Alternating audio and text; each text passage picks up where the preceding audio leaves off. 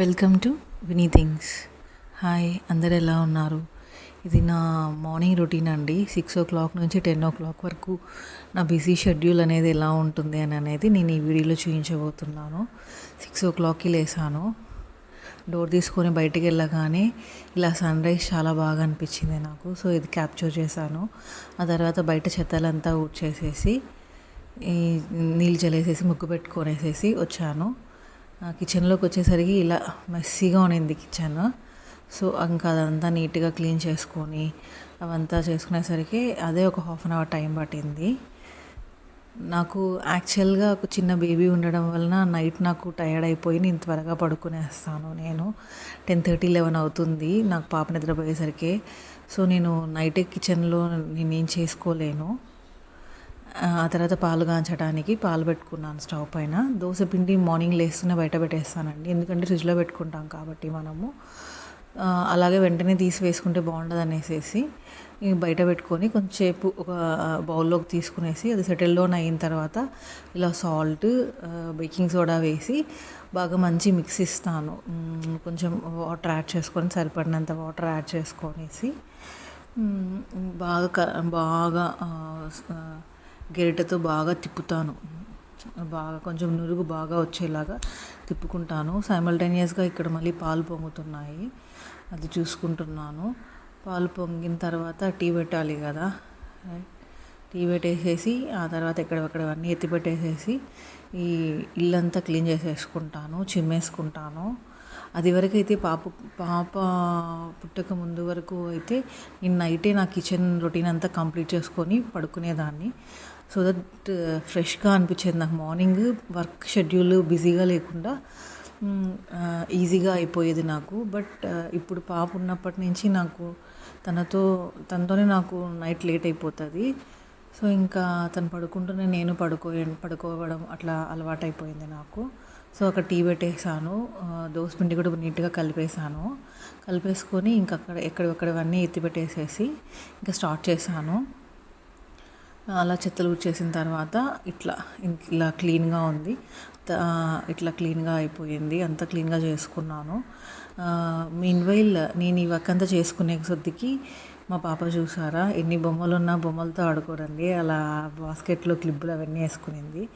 Meanwhile నేను ఈ works అని చేసుకునేసరికి మా ఆయన రెడీ అయ్యేసి బాత్ చేసేసి టెంపుల్కి వెళ్ళాలనేసి తను టకటక రెడీ అయిపోయి ఇలా ఇంట్లో ఆయనే దీపం పెట్టేశారు. ఈరోజు శ్రావణ మంగళవారం కదా, సో శ్రావణ మంగళవారం అనేసి ఇంకా ఆయనే స్నానం చేసేసి ఫాస్ట్గా దీపం పెట్టేసేసారు.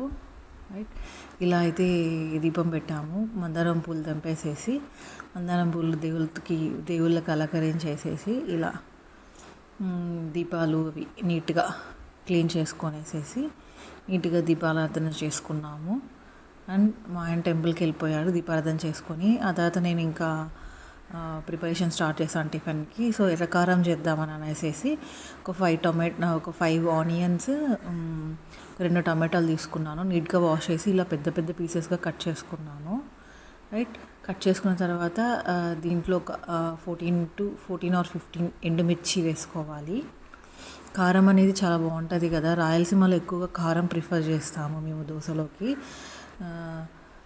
అందుకు ఎప్పుడు కారం రెగ్యులర్గా మాకు ఫ్రిడ్జ్లో అనేది ఒక 2 daysకి సరిపడా చేసి పెట్టేసుకుంటాను నేను. ఎప్పుడైనా ఈవినింగ్ టైమ్స్ అట్లా ఏదన్నా ఆకలి అనిపించినా తినడానికి బాగుంటుంది అని అనేసి. సో ఇలా ఎర్రగడ్డలు, టమాటాలు, ఎండుమిర్చి అన్నీ దీంట్లో పెట్టుకున్న తర్వాత లైట్గా కొంచెం కారము, రాళ్ళ ఉప్పు యాడ్ చేసుకోవాలండి. కారం ఎందుకు యాడ్ చేస్తామంటే కలర్ కోసం యాడ్ చేస్తాం, మిర్చితో కలర్ రాదు కాబట్టి. రాళ్ళ ఉప్పు ఎందుకు అని అంటే టేస్ట్ బాగుంటుంది నార్మల్ సాల్ట్ కంటే, అందుకని రాళ్ళ ఉప్పు యాడ్ చేసుకుంటాము. ఆ తర్వాత మిక్సీ పట్టిన తర్వాత ఇలా తిరువాత పెట్టుకున్నాను నేను. ఎందుకు తిరువాత పెట్టాను అంటే ఎర్రకారము పప్పుల పొడి ఉంటే ఎర్రకారం దోశ వేసుకోవచ్చు, కారం దోశ వేసుకోవచ్చు. అలా వద్దని అనుకొని ఈరోజు జస్ట్ కారంతో అద్దుకొని తిన్నాము అనేసి ఇలా తిరువాత పెడుతున్నాను. ఆయిల్ వేసి ఆవాలు, జీలకర్ర చిట్లేదాకా ఉండి ఆ తర్వాత కారం దాంట్లో వంపేసిన తర్వాత వాటర్ కొంచెం గలగరిచి దాంట్లో వేసాను నేను. వేసిన తర్వాత పచ్చి కరివేపాకు దాని మీద స్ప్రింకిల్ చేయాలి.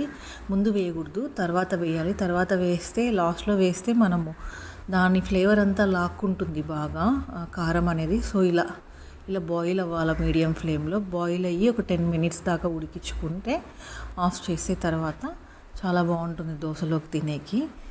సో ఇక్కడ టైం అయిపోయింది టిఫిన్కి, 9 o'clock అయిపోతుంది అప్పటికే. ఇదివరకు దీని గ్యాప్లో పాపకు ఆల్రెడీ నేను టిఫిన్ తినిపించేసాను, దోశ వేసి టిఫిన్ తినిపించేసాను. ఇప్పుడు మేము తినడానికి మళ్ళీ పాన్ పెట్టాను, దోశ పాన్ పెట్టాను. సో ఇలా ఇంకొకసారి బాగా నీట్గా కలుపుకొని దోశ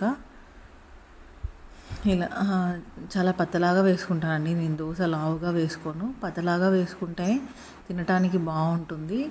అండ్ పతలాగా వేసి క్రిస్పీగా కాల్చుకుంటాను నేను. రైట్, ఇలా దోశ వేసేసిన తర్వాత ఆయిల్ మీడియంగా వేసుకుంటాము ఆయిల్ మేము. ఆయిల్ ఇలా మీడియంగా వేసుకొని కాలనివ్వాలి బాగా, వెంటనే తిప్పేయకూడదు. కొంచెం వెయిట్ చేయాలి. బాగా క్రిస్పీగా రావాలి అంటే కొంచెం బాగా కాలాలి దోశ. చూసారా, క్రిస్పీగా వచ్చింది దోశ అనేది. ఇంకొంచెం బ్యాక్ సైడ్ తిప్పి కొంచెం కాలనిచ్చి, రైట్, ఇలా మనం కావాలనంటే ఈ ఎర్రకారంతోనే తిరువాత పెట్టకుండా దాన్ని పచ్చికారం అంటాం మనం. తిరువాత పెడితే మామూలు ఎర్రకారం అంటాం, తిరువాత పెట్టకపోతే పచ్చికారం అని అంటాం మనము. పచ్చికారం ఈ దోశలో పూసుకొని పైన పప్పుల పొడి, మంచి పప్పులతో పొడి చేసుకుంటాం కదా మనము. ఆ మంచి పప్పుల పొడి స్ప్రింకిల్ చేసుకొని దోశ పైన, ఆ తర్వాత దాంతో కాంబినేషన్లో వచ్చేసేసి ఈ కారము పచ్చికారము చట్నీ చేసుకొని తింటే ఇంకా చాలా బాగుంటుంది. ఇవాళ నాకు టైం లేదని జస్ట్ ఈ టైప్ ఆఫ్ కారం చేశాను. లేకపోతే మస్ట్ అండ్ షుడ్గా మా ఇంట్లో పచ్చికారము, పప్పుల పొడి, అదే మంచి పప్పుల పొడి, దాంట్లోకి ఖచ్చితంగా మళ్ళీ చట్నీ చేయాల్సిందే డెఫినెట్గా. ఇవాళ లేట్ అయిపోయింది అనేసేసి ఇలా అయితే దోశ ప్రిపేర్ చేసుకున్నాము. ఒకసారి ట్రై చేయండి మీరు కూడా, చాలా ఎమ్మీగా అనిపిస్తుంది దోశ అనేది. మేమైతే టకటక 2 దోశ వేసేసుకొని తినేసాము. అంతే ఇవాళకి. Bye bye.